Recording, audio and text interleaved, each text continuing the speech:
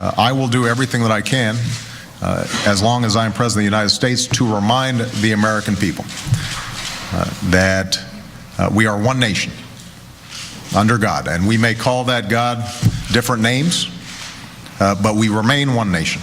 We are not at war against Islam.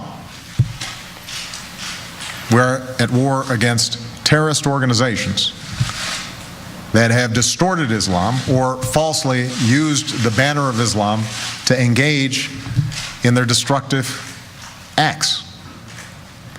And we've got to be clear about that.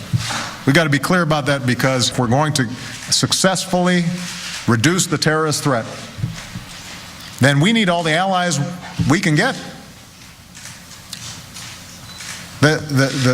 The folks who are most interested in a war between the United States or the West and Islam are Al-Qaeda. That's what they've been banking on. We want to be clear about who the enemy is here.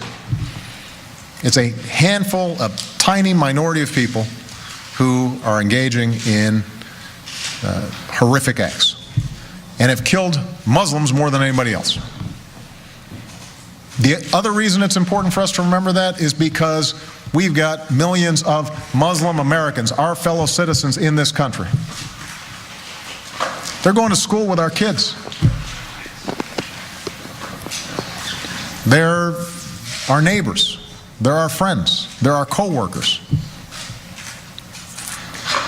And when we start acting as if their religion is somehow offensive, what are we saying to them? I've got Muslims who are fighting in Afghanistan in the uniform of the United States Armed Services. They're out there putting their lives on the line for us. And we've got to make sure that we are crystal clear, for our sakes and their sakes, they are America's. And we honor their service. And part of honoring their service is making sure that they understand that we don't differentiate between them and us. It's just us.